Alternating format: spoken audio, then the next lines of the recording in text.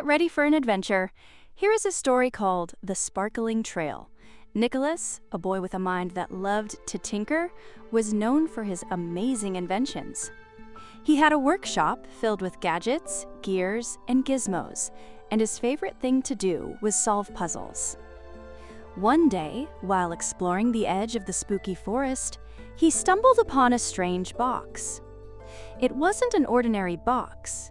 It was a contraption with locks and levers, and a series of puzzles that looked incredibly complex. "Wow," he breathed, his eyes sparkling with excitement. "This is a challenge." He had heard whispers of the forest's magic and tales of a magnificent creature called Frizzle, a rainbow dragon whose breath wasn't fire, but glitter. Legend said that Frizzle's shimmering trails could lead to extraordinary things. Nicolas wasn't afraid of the forest, despite its spooky reputation. He wasn't worried about shadows or trickery. He was driven by curiosity, armed with his magnifying glass and a notebook ready to sketch any new inventions, and his love for puzzles. The forest was a maze of shifting paths and rustling leaves. A tree with a voice spoke in riddles, its words echoing through the trees. "I have roots, but no legs. I can tell you secrets, but have no voice." Nicolas listened carefully, trying to decipher the tree's clues. He then encountered a stream that seemed to flow backward. He found a shimmering, blue-violet flash, which guided him to a sparkling trail of glitter. "This must be Frizzle's trail," Nicolas exclaimed. The trail of glitter led him deeper into the forest, to a clearing bathed in a soft rainbow glow. There he saw her, Frizzle, the rainbow dragon, whose scales shimmered with every color imaginable. Her blue-violet scales were especially prominent. She was even more magical than the stories described. When she breathed, instead of fire, a cloud of sparkling glitter erupted, leaving a shimmering trail. Frizzle was a bit wary of Nicolas at first. Who are you?" she asked, her voice like the tinkling of bells. "I'm Nicolas," he replied, offering a friendly smile. "I followed your glitter trail.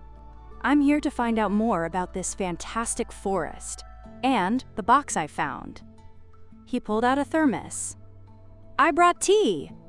Would you like some?" Frizzle, her curiosity piqued, hesitantly accepted the tea. As she sipped, her scales shifted to a shade of warm pink. Nicolas explained his love for puzzles and showed her the box. "I have to figure out how to open it." Frizzle, her scales now a gentle green with interest, explained, "The glitter trail only leads to what's hidden if you solve the riddle of the path." "A riddle?" Nicolas's eyes lit up. "I love riddles. What is it?" "The riddle is woven into the path of the glitter, the whispers of the riddling tree, and the backward flow of the stream. You must find the pattern within all of these things," Frizzle said. "Use your skills and knowledge of puzzles." Nicolas, eager to accept the challenge, followed the glitter trail, which twisted and turned through the forest. He visited the riddling tree, writing down its clues in his notebook. He studied the stream, carefully observing its unusual flow. He made a model in his notebook, building diagrams of the puzzles within his sketches, determined to solve the riddle. He even tested the glitter to understand its properties, using his magnifying glass. Days turned into nights. Nicolas worked tirelessly, his determination unwavering. He compared notes, drew diagrams, and cross-referenced the clues from the riddling tree, the stream, and the shimmering trail. He began to see the pattern, a series of glitter bursts that corresponded with the tree's riddles and the stream's strange movements. It all began to click. He built a model that connected everything together. It was so clear. Finally, Nicolas shouted with joy, "I've got it!" The glitter trail, following the solved puzzle, led them back to the mysterious box. With Frizzle's help, and knowing the pattern of the glitter, Nicolas managed to open the intricate locks. Instead of treasure, the box contained a book of inventions. But not just any inventions. Fantastical ones based on magic, concepts that were not real yet. There were flying carpets, self-stirring teacups, and boots that could make you jump over tall trees. At first, Nicolas was a little disappointed. "It's just a book," he said. But then, he began to read the book. He was amazed at the ideas, the creativity, the sheer imagination within its pages. His eyes widened with wonder. He had been so focused on solving puzzles, on logic and order, that he had forgotten about the sheer joy of invention. "This is amazing," he exclaimed. "Think of all the things we could build." He turned to Frizzle. "Let's try to make a model." Together, they worked, sharing the tea Nicolas had brought and creating a model of Frizzle using the ideas from the book. They laughed and experimented, their friendship blossoming. They realized that true treasure wasn't just about solving puzzles, but about the journey of discovery, the power of imagination, and the magic of friendship. From that day on, Nicolas and Frizzle remained the best of friends, exploring the forest together.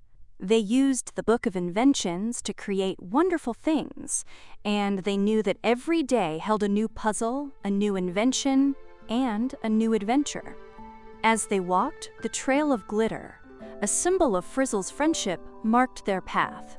Nicolas was now less interested in being right and was interested in creating. Their laughter echoed through the trees, a testament to their unique friendship and the magic of a sparkling trail. Let's see what a great listener you are. Can you answer the following question? What was inside the mysterious box?